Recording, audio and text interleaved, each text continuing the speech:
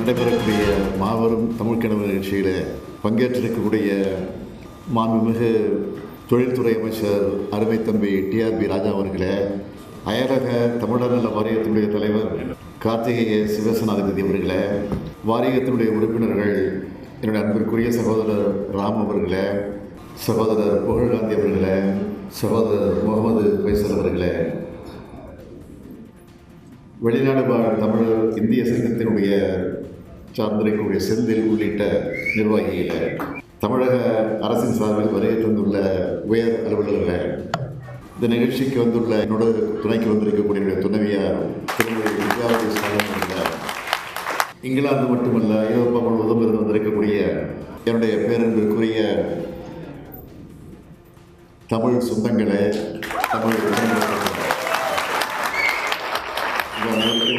அன்பான வணக்கம். உலகவர் ஓவியமே,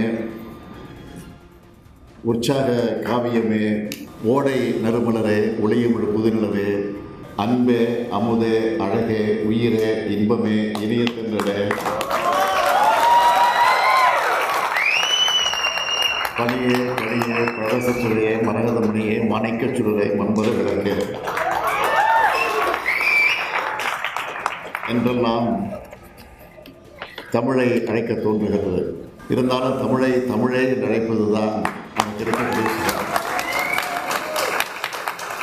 அப்படிப்பட்ட தமிழினுடைய அடையாளமாக இந்த அயலக முன்னிலை வாழக்கூடிய உங்களை எல்லாம் பார்க்கிறப்போ பேசலாமா அல்லது பேசாமல் முகத்தை பார்த்து கொண்டிருக்கலாமா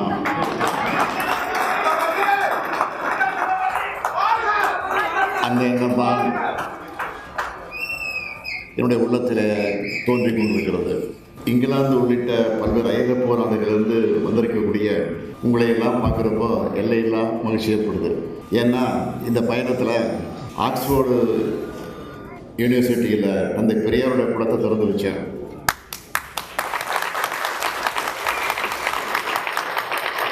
அப்போ நான் நினச்சி பார்த்தேன், ஏராளமான தமிழர்களை இந்த ஐரோப்பிய பயணத்தில் சந்தித்தேன்.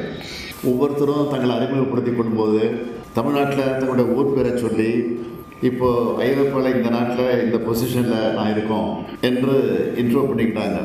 மிக மிக எளிய பின்புலங்களில் இருந்து படித்து முன்னேறி இந்த இடத்துக்கு வந்திருக்கீங்க.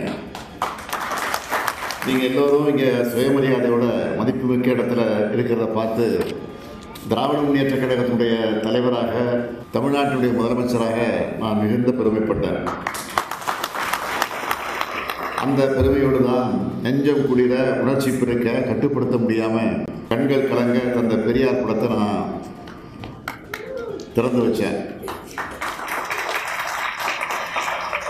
தமிழர்கள் அறிவியல் சிறந்தவர்கள், கடுமையான உழைப்பாளிகள்னு நீங்கள் எல்லோரும் இந்த அயலக முன்னில் நிரூபிச்சுட்டு இருக்கிறீங்க. என்னோட இந்த பயணத்தோட நிறைவாக உங்களை எல்லாம் இன்று நான் சந்திக்க வந்திருக்கிறேன்.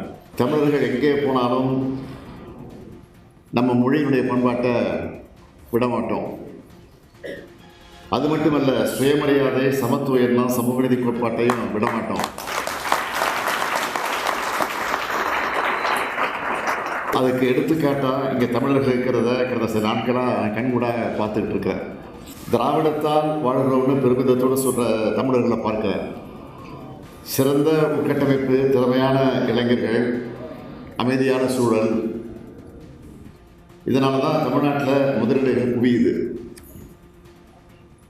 தமிழ்நாட்டோட பெருமை எடுத்து சொல்கிற தூதர்களாக இங்கே இருக்கக்கூடிய உங்களையெல்லாம் நான் பார்க்குறேன்.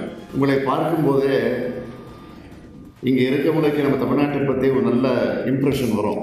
அந்த வகையில் தமிழ்நாட்டோட வளர்ச்சிக்கு காரணமாக இருக்கிற நீங்கள் எல்லோரும் தமிழ்நாட்டோட அன்அஃபிஷியல் அம்பாசிடர்ஸ்.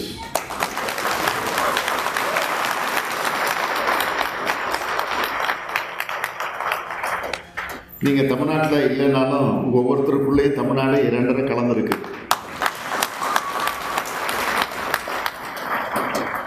அதை உங்கள் உணர்வில் பார்க்குறப்போ உள்ளபடியே மகிழ்ச்சியும் பெருமையும் எனக்கு வந்து கொண்டு இருக்கிறது. அதிலே நீங்கள் நிறைய குழந்தைகளுக்கு இனிமையான அழகான தமிழ் பேரெல்லாம் வச்சுருக்கிறீங்க. அவங்களுக்குள்ளேயே தமிழ் ஊட்டி வரீங்க. இதெல்லாம் பார்க்கும்போது தமிழுக்கு தீங்கு நினைக்க யாரோட எண்ணமும் ஒருபோது நிறைவேறாத என்ற எண்ணம் வலுப்பெறுது. இந்த மாதிரி நிகழ்ச்சிகளில் பங்கெடுத்து பேசுகிறத விட உங்கள் ஒவ்வொருத்தர் கூடவும் தனித்தனியாக பேசணும், உங்கள் வீடுகளுக்கு ஒரு அண்ணனாக வந்து தங்கணும் அப்படின்னு நினைக்கிறேன். ஆனால் அதுக்கான நேரம் போதிய நேரம் இல்லை. அதனால தான் இப்படிப்பட்ட ஒரு நிகழ்ச்சியை நடத்தி அதன் மூலமாக உங்களை எல்லாம் சந்திக்கக்கூடிய வாய்ப்பு எனக்குன்னு சொல்கிறத விட நமக்கு கிடைச்சிருக்கு. இதை முறையாக பயன்படுத்தி பொருளாதாரத்தில் முன்னேறுவதோடு பண்பாட்டிலையும் பகுத்தறிவிலையும் அடுத்த கட்டத்துக்கு நீங்கள் முன்னேற்றி கொண்டு போகணும். நம்ம தமிழ் குழந்தைகளுக்கு உயர்தர படிப்பு கொடுங்க, அவங்களோட டேலண்ட்டை வெளிப்படுத்துகிற வாய்ப்புகளை உருவாக்கி நீங்கள் தரணும். அடுத்த தலைமுறை தமிழர்கள் நம்மை விட அதிக உயரத்தில் இருக்கணும், அதே சமயம் சக தமிழர்களையும் வளர்த்து விடணும். உங்களோட பிஸியான வாழ்க்கையை கடந்து ஆண்டுக்கு ஒரு முறையாவது தமிழ்நாட்டுக்கு வாங்க. உங்களால் முடிஞ்சதை தமிழ்நாட்டில் வந்து இன்வெஸ்ட் பண்ணுங்கள். இங்கே இருக்கக்கூடிய வேலைவாய்ப்புகளை பற்றி தமிழ்நாட்டில் இருக்கக்கூடிய நம்ம இளைஞர்களுக்கு எடுத்து சொல்லுங்க. அவங்களுக்கும் உலக கதவுகளை திறந்து விடுங்க.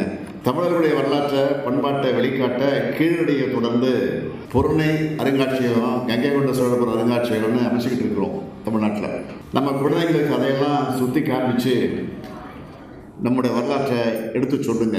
பழம்பெருமையை மட்டும் எடுத்து சொல்லாமல் நம்ம எவ்வளவு வழிகளை வேதனைகளை கடந்து இன்னைக்கு தலை நிமிர்ந்து இருக்கிறோம் என்பதையும் சொல்லிக் கொடுங்க.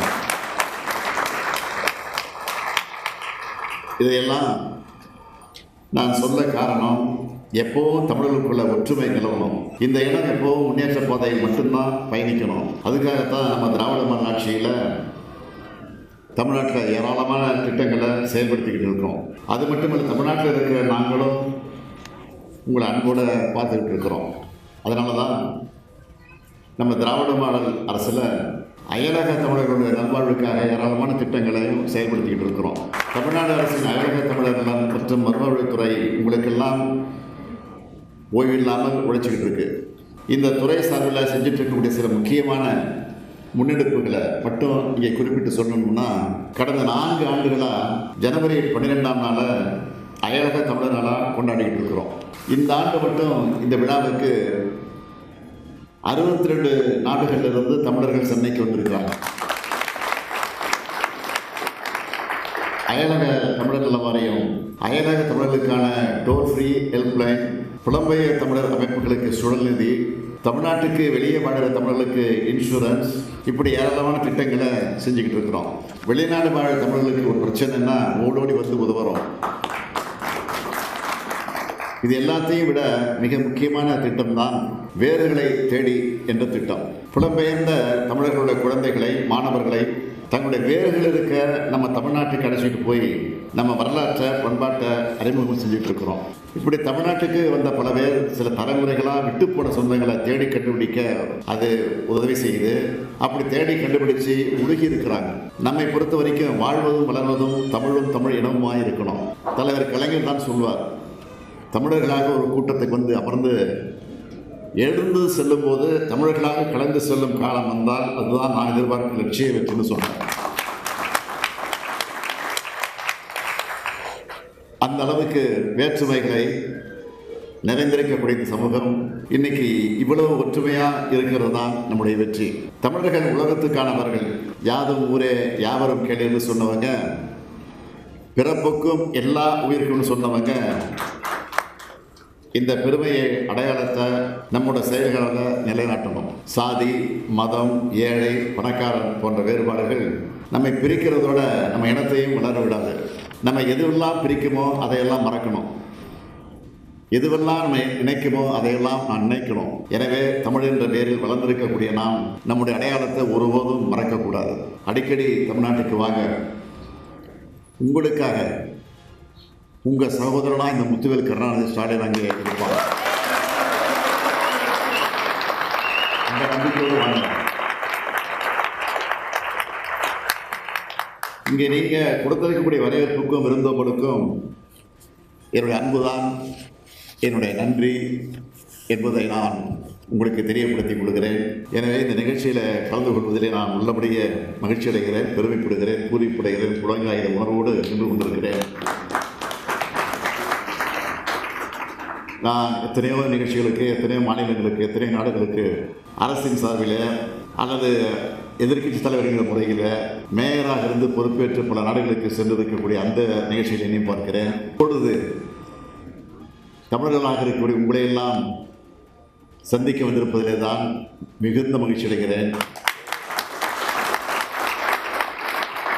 எல்லையில்லா அன்போடும் மறக்க முடியாத நினைவோடும் தான் நிகழ்ச்சியில் நான் கலந்து கொண்டிருக்கிறேன். உங்கள் அனைவருக்கு நான் மீண்டும் மீண்டும் என்னுடைய இதயபூர்வமான நன்றியை தெரிவித்து, இந்த நட்பும் இந்த தொடர்பும் தொடர்ந்து இருக்க வேண்டும், இருக்கும் என்ற நம்பிக்கையோடு இந்த நிகழ்ச்சியை சிறப்பாக ஏற்பாடு செய்திருக்கக்கூடிய அனைவருக்கும் என்னுடைய வாழ்த்துக்களையும் பாராட்டுக்களையும் நன்றியை தெரிவித்து, மீண்டும் ஒரு முறை உங்கள் அனைவருக்கும் என்னுடைய இதயபூர்வமான நன்றியை தெரிவித்து விடைபெறுகிறேன். நன்றி. தமிழ்நாட்டில் முதலீடு செய்ய இங்கிலாந்து வாழ் தமிழர்களுக்கு முதலமைச்சர் மு.க.ஸ்டாலின் அழைப்பு விடுத்துள்ளார். மேலும் லண்டனில் நடைபெற்ற தமிழ் கனவு இங்கிலாந்து வாழ் தமிழர்கள் சந்திப்பு நிகழ்ச்சியில் உரையாற்றிய முதலமைச்சர் இங்கிலாந்து வாழ் தமிழர்களை அன்அபிஷியல் அம்பாசிடர்ஸ் என்றும் குறிப்பிட்டுள்ளார். உடனுக்குடன் செய்திகளை தெரிந்து கொள்ள சன் நியூஸ் பெல் ஐகானை கிளிக் பண்ணுங்க.